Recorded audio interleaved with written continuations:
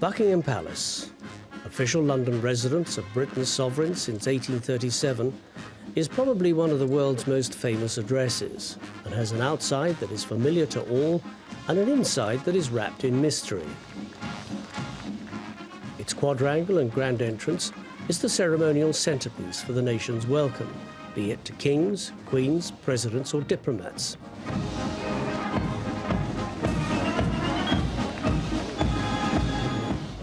And it also provides the same welcome when, for a score or more days a year, the doors of the grand entrance are open to recipients and their guests to receive their honour at the investiture ceremony.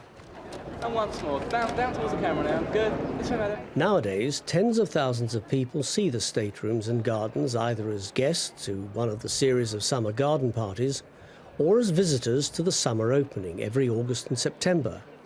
But very few get this special invitation.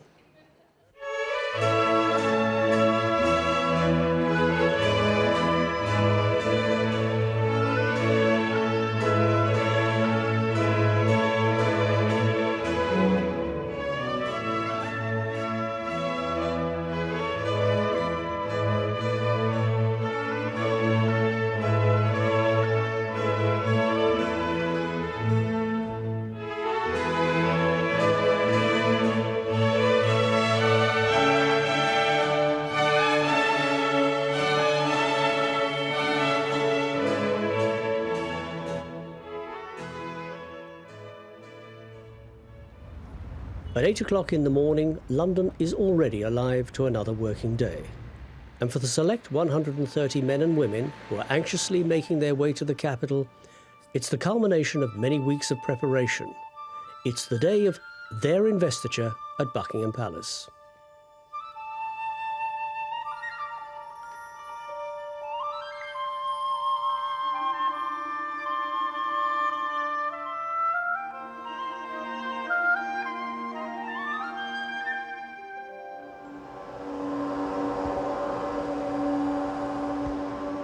Preparations at the palace are well underway.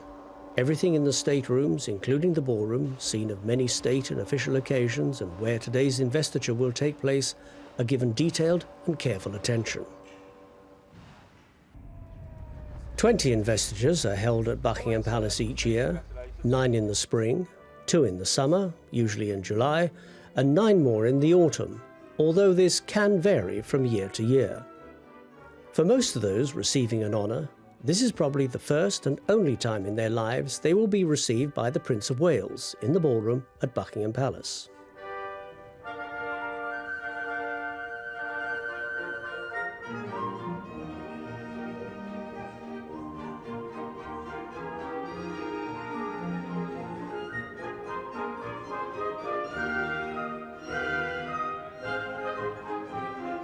The honour system and the concept of the investiture as we know it today is relatively new, given that the history of the monarchy spans over 1,000 years. Honours for chivalry have been around for centuries, but it was largely due to the Queen's grandfather, George V, who, in 1917, established the Order of the British Empire, so that honours could be more widely given to deserving citizens from all walks of life, men and women, for their contribution to the war effort.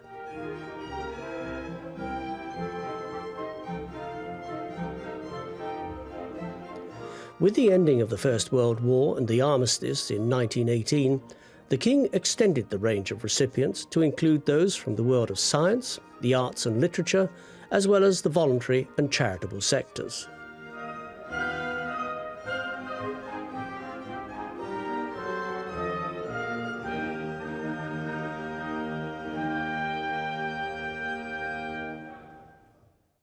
A short walk from Buckingham Palace across Green Park at St James's Palace is the Central Chancery. It's part of the Lord Chamberlain's office and is responsible for administering the orders of chivalry and maintaining the records of all appointments, promotions and deaths within the order. They also take the lead in organising investitures and the sending out of invitations together with warrants signed by the Queen. And I see we've got 101 recipients. Yes, we've lost one from there. 1 DB to begin, followed by 3 knights. Right, so they put in the stool after the dame and then take it out after. Yes. Now, any special notes? Mrs. Kelly is deaf and dumb, and she will have a sign language interpreter with her who will help with the conversation. Right, well, we must definitely put that on the notes. Mrs. Sandra Newbury, she's going to live in Australia very soon, so that might be of interest. Good. Yes, that's very clear. Following the compilation of the New Year and the Queen's Birthday Honours lists, the details of the awards are first checked against records held by the Central Chancery before being sent out for publication in the London Gazette.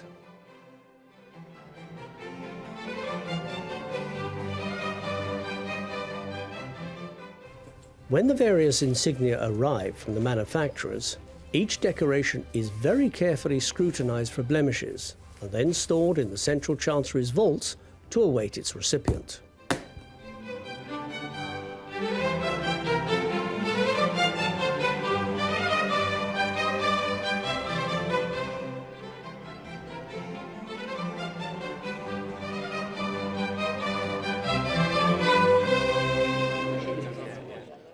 The investiture is a very special occasion, and each recipient will take away an impression of magnificent sights and sounds that will be long remembered and talked about. Part of that sense of occasion is given by the Yeomen of the Guard arriving here from their headquarters at St James's Palace. Created by Henry VII in 1485 after his victory at the Battle of Bosworth Field, they are not only the oldest of the royal bodyguards, having given long, faithful and continuous service to the sovereign for over 500 years, but they're also the oldest military corps in the United Kingdom and probably the world.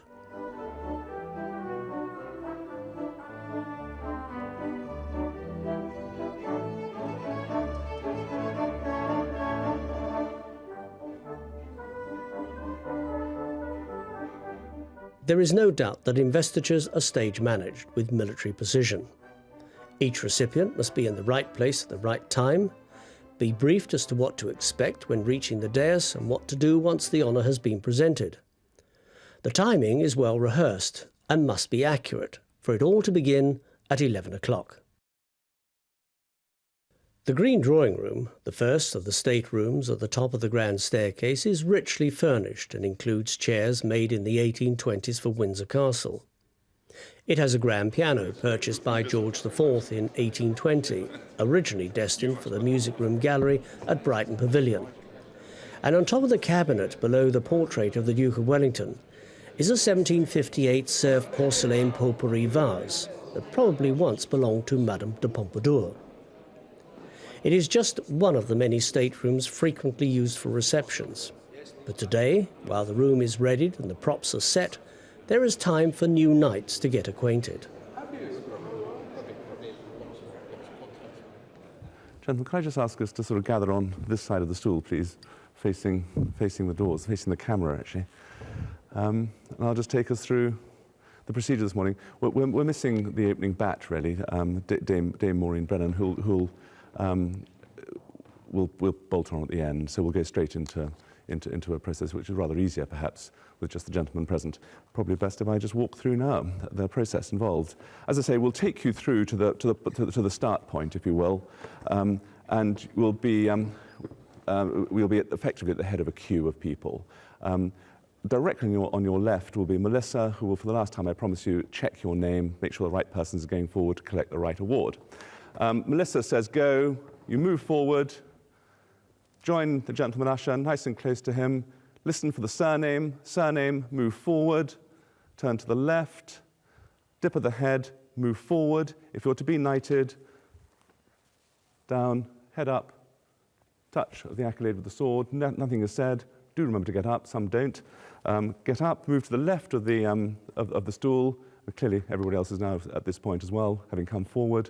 And lower the neck if you receive neck decoration, shake of the hand, well, conversation, shake of the hand, back we go, dip of the head, turn to the right, and out.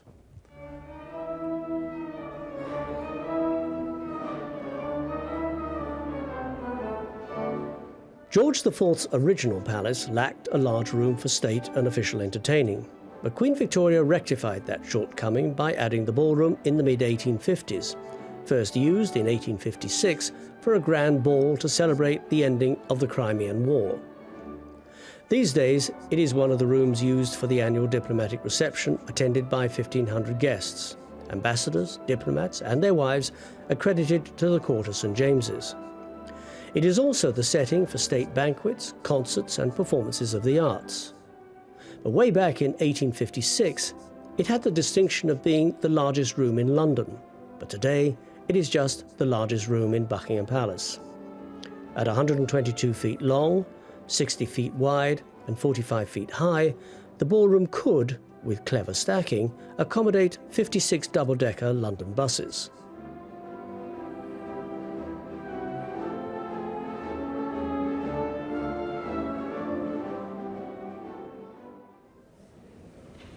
Good morning, ladies and gentlemen.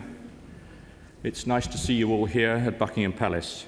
Now, you will probably have read in the inside cover of the blue booklet what happens during an investiture, but I thought it might be useful for you if I take you through some of it. There are normally around 23 investitures held during the year here at Buckingham Palace, plus one at the Palace of Holyrood House in Edinburgh and one in Cardiff Castle. A grand annual total, therefore, of 25. Each one at Buckingham Palace is on average for just over 100 people. Today's total is exactly 100 and supported by your numbers of 299. Investitures are usually held by Her Majesty the Queen or by His Royal Highness the Prince of Wales on behalf of Her Majesty, as is the case today. Investitures in London are always held here in the ballroom, which is the scene of state banquets, the annual diplomatic reception, and other state occasions. Now, shortly after I finish speaking, 5 yeomen of the Queen's bodyguard of the Yeomen of the Guard will enter the ballroom and take up their positions here on the dais.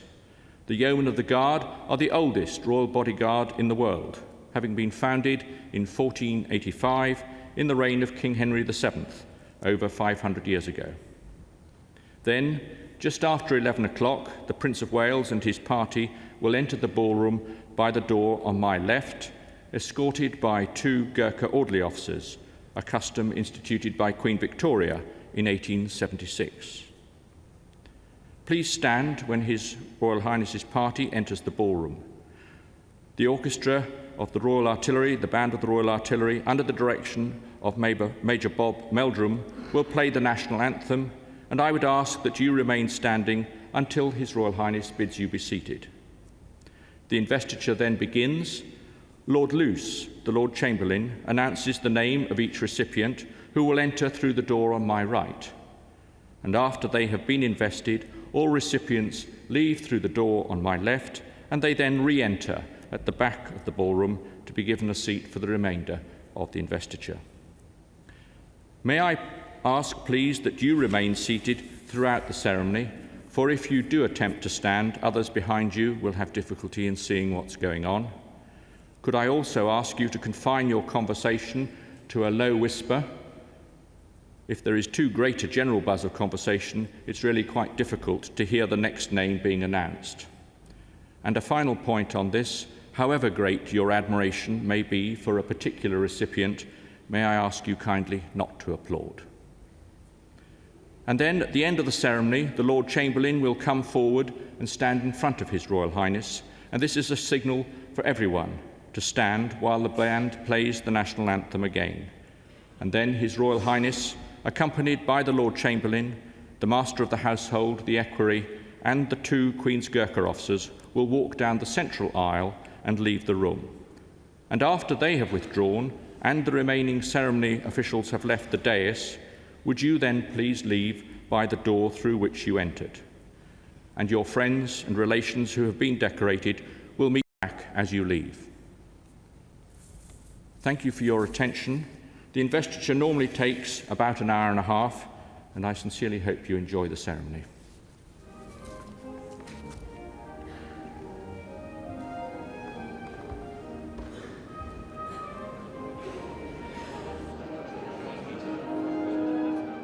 Before the ballroom became the centre for state entertaining, Queen Victoria used the picture gallery for large banquets. It's 155 feet long, the length of 2 tennis courts, and was designed by John Nash, as were many of the staterooms, for George IV to display his outstanding collection of Dutch and Flemish pictures, many of which still hang here. When completed by Nash in the late 1820s, it lacked good light and therefore was not a great success as a gallery built to display fine works of art.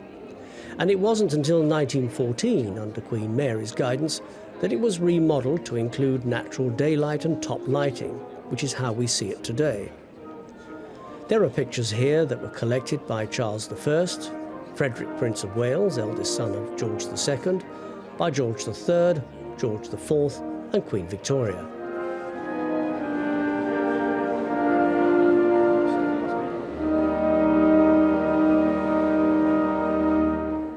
Has anyone been here before? Nope. Oh, good. The place is open in the summer, so it's worth coming around to have a look. But if you have been, you'll know this is the picture gallery, which is effectively above the state entrance, which is the entrance to which you came in.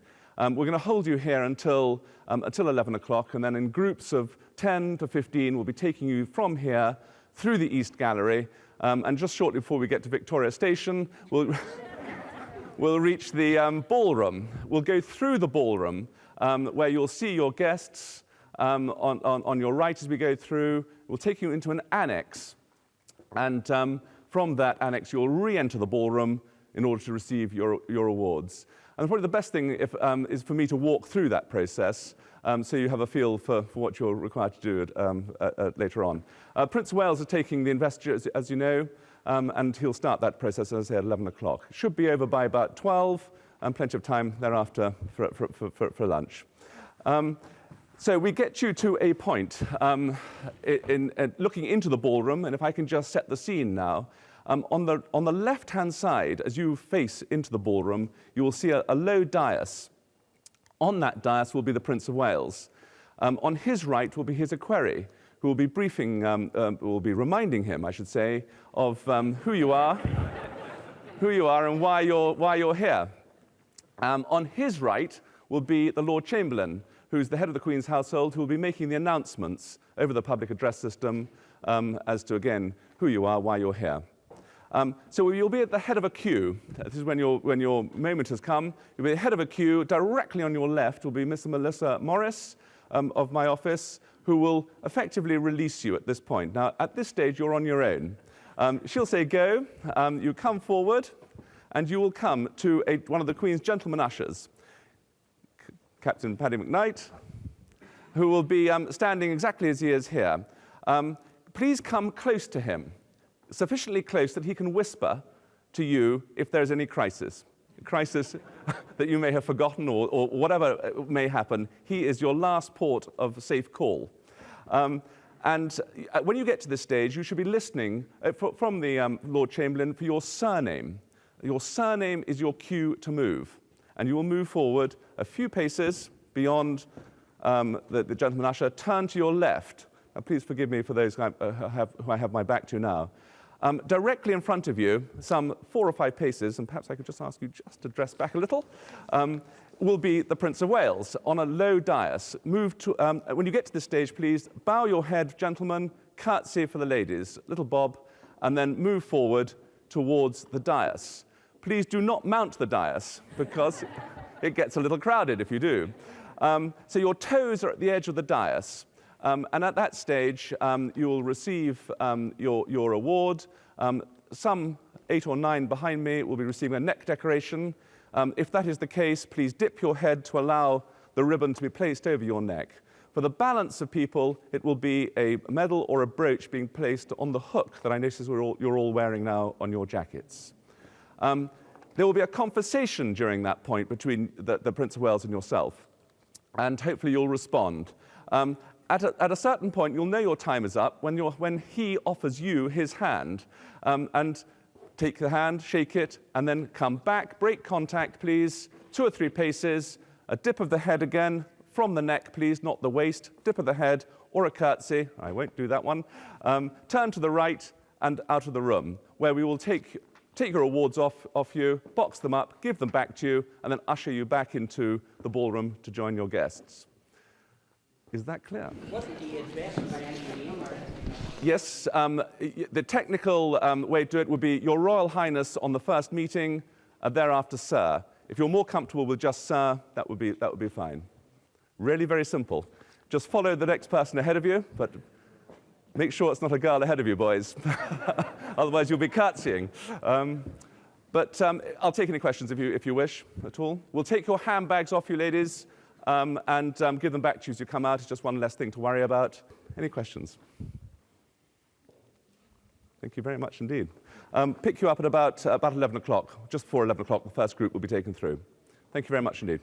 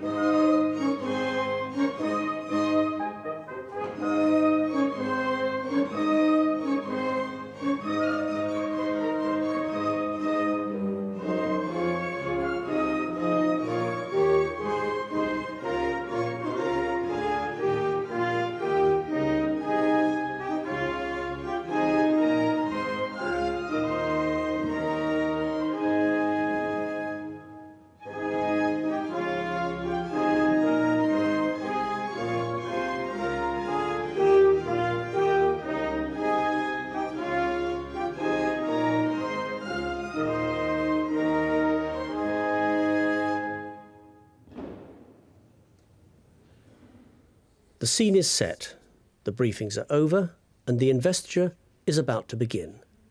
It is 11 o'clock.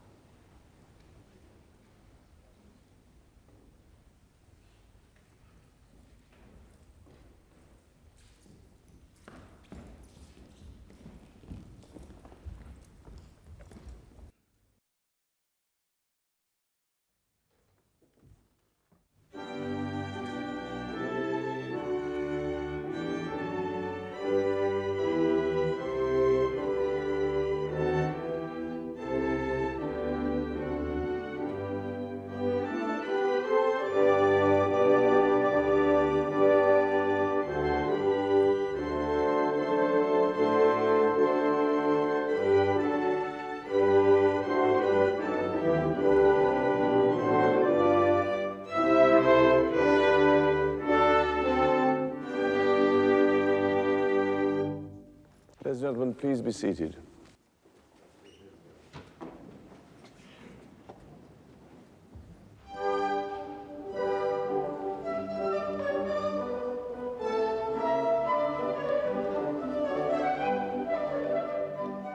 On view throughout the palace is a treasure trove of art that establishes the royal collection as one of the major collections in the world today. There is a feast of fine paintings by such great European masters as Rubens, Vermeer, Rembrandt, Van Dyck, Poussin, Zuccarelli and Canaletto. There can be few waiting rooms in the world that offer their visitors such a wonderful display of original art as these staterooms give today's recipients and their guests.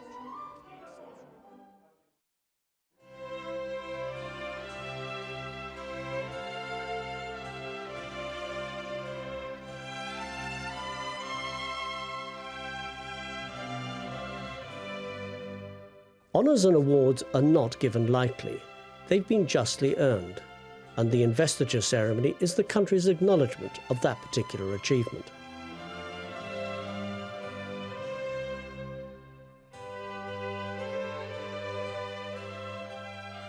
Many countries in the world today have honours and awards of one sort or another, but nowhere is the bestowing of titles and decorations performed in such splendid surroundings and with such grace, style and ceremony.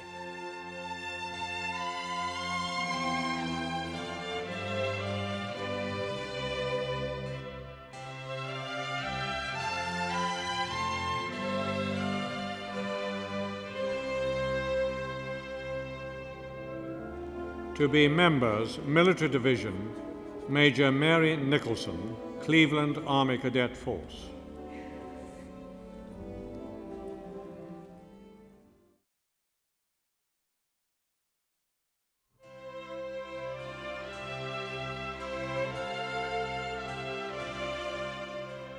I think one of the most important aspects of an investiture is to be able to reward in a suitable way the selfless service and dedication of so many of these remarkable people. People who've dedicated their lives in all sorts of sort of unseen areas. I'm aware, only too aware, that for the vast majority of people who come to Investiture, it is a very important moment in their lives when they have been given an honour and a reward and a thank you for all the marvellous things they've done.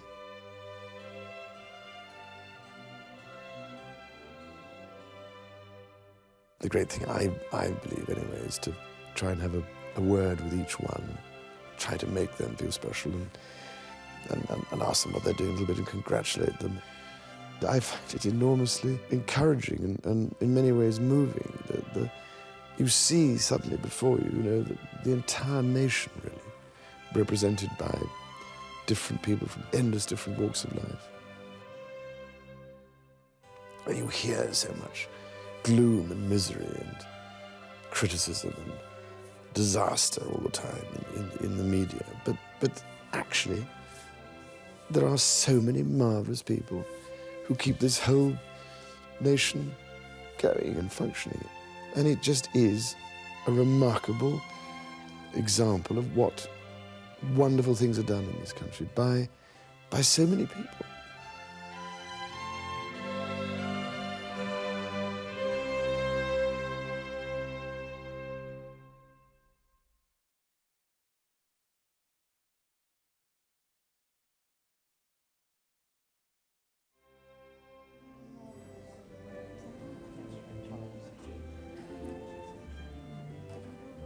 Each investiture ceremony lasts a little over an hour and brings together not only those whose achievements may have been brought to our attention by the media, but also those who have not sought publicity, but brought to the fore by the investiture ceremony.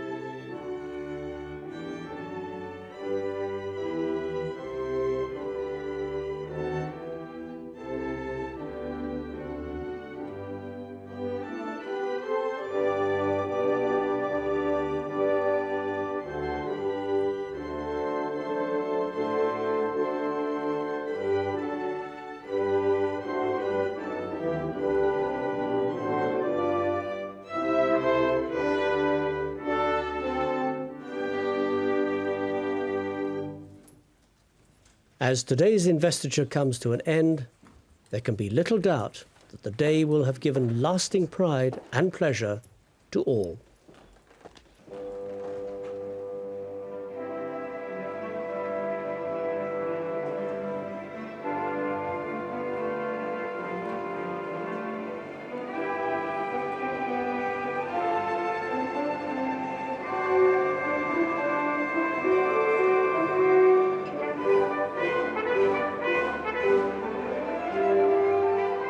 Obviously very exciting and a great honour. I think it's a particular day of one's life which we'll never forget. It's very special. It was very nice over here. I've really enjoyed it. Yeah, I think it was the most important day in my life. A wonderful, wonderful experience. I wasn't sure whether I was going to see the Queen or the Prince of Wales, but I enjoyed the Prince of Wales very much. He was extremely friendly, very relaxed, very friendly. He asked very nice, appropriate questions. He was very chatty. He took lots of time to talk to everybody. It's very nice. It's a fantastic feeling.